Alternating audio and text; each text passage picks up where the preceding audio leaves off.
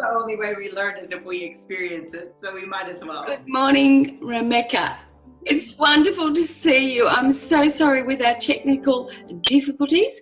However, learning new mediums is always interesting.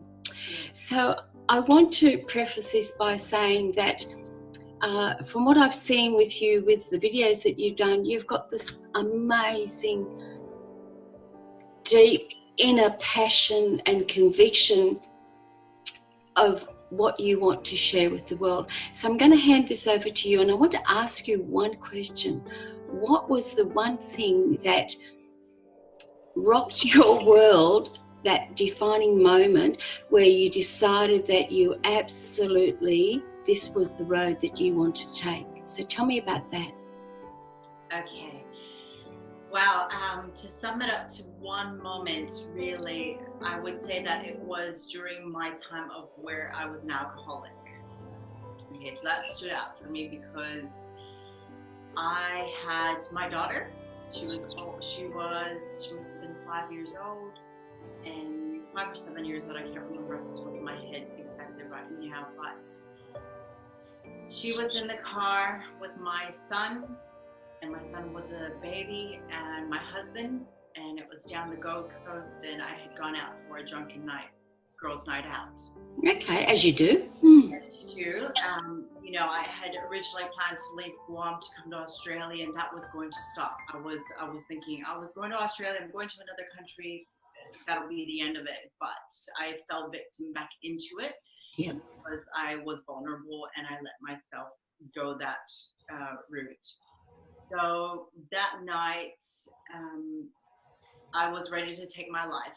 I was down the Gold Coast near the water after going out, and I go through different stages when I drink. I go from happy to, feeling like I'm on top of the world and I can take on anything, to starting to feel like, what have I done? So those stages start to kick into the end stage where I just felt like I was such a failure, and I just wanted to end it all. Okay, so you mentioned before that this is a genetic issue with you, with your family. Is that correct? Yes, from my grandmother to my mother and to myself. Have you been, as you know, that a mother is the centre of the pivotal wheel of the family of origin. And so when the mother transforms her core patterns, it then radiates out, like if you imagine spokes of the wheel, and it radiates out to all those people that are around you. And this is how we break the cycles of the genetic abuse and patterning. Is that what you have been doing? Is that the process that you've undertaken? Yes, indeed, because I noticed a pattern that from my grandmother, and she passed it on to my mother. Mm-hmm. And I had been there to see all the outcomes, what she had suffered and battled pretty much every day with. And I always thought I wasn't going to be that way. I wasn't going to be like my mother at all. So I was in denial from day one.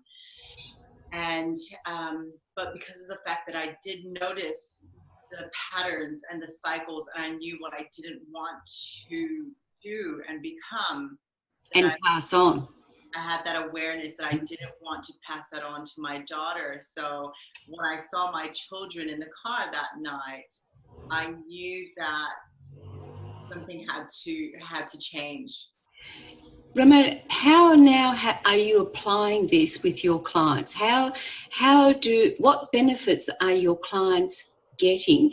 And if you are able, maybe share a little bit of how you would work with the client so that people that are watching this interview can see that there's a benefit for them, that if they come to you, I mean, we've already established that you've got life experience and real quite traumatic life experience, and that's invaluable, well and truly over any book learned understanding of what people actually go through. So that's invaluable, and you know that. And this is a part, I believe, where your depth of passion and such resolute It's like a resolute understanding, I think, of what others will go through. So what would your clients, how would you work with your clients and what benefit to them? Okay, so firstly, what I bring into my business is true focus. And with my focus is creating that non-judgmental space that is filled with love. And the sole purpose is to bring love back into my clients' hearts. Because with everything that has occurred, there's that loss of identity that can occur where we Yes. no longer know who we are. Is that your first step? Is that the first step that you would do with your clients, is to bring their awareness to the fact that they've actually lost their identity? Well, no. The first step is really to identify what it is that they're currently facing. You know, what are the issues?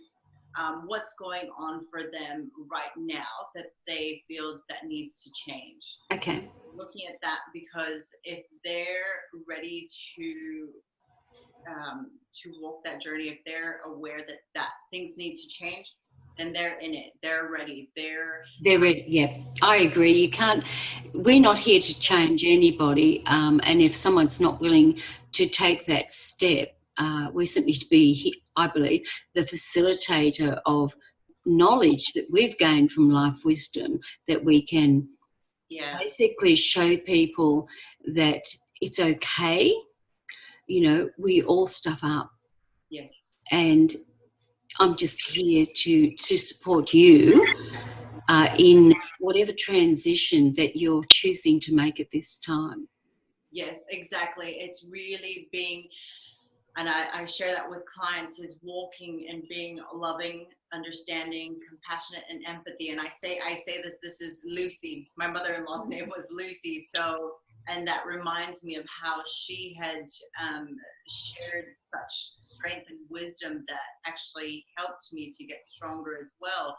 So when I look at clients, when I'm working with my clients, I see them for who they are, their greatest. Before we can actually speak, I can see their potential. And that is truly honoring them and knowing I'm their cheerleader on the side. And as they walk their journey, it's them who takes the steps. I am there holding their hand right by their side and ensuring that the journey that they're walking is what they desire, what they truly desire, because we can easily get distracted. So it's really coming back and going, what is the purpose of this? Does this align with what you truly desire? And what outcome they want. Yes, exactly. So it's really holding them accountable for what they truly want, and looking at it with love, understanding, compassion, and empathy, that everyone is different and we are all going to outcome, to celebrate that, and to really empower them with their self-worth, with knowing that they have a purpose. Each and everyone has a purpose, and that we have that freedom to live the life that we truly desire and that we deserve. So how can people contact you? I understand that your website is heartconnectcoaching.com. How else can they actually get in touch with you? How would you suggest that? Okay, it's Heart's Content. Sorry. That's okay, heartscontentcoaching.com. Also, look, I've got a Facebook page, which is Heart's Content Life Coaching. Or you can pop those URLs into the post when we post the video. I would thank you so much for your time. You know, your work sounds, well, it's super important because we absolutely need to break these cycles. And, you know, there's a lot of people don't know how to begin. And more than anything, they generally have a story about themselves that, as we know, is really more the ego's interpretation and it's not real, but for them in that moment it is very real. And so having someone that's loving and supportive and non-judgmental is paramount to their transformation. So thank you for your time. truly blessed to have had this time with you. So thank you. Bye. Thank you, Jen Marie. Bye-bye.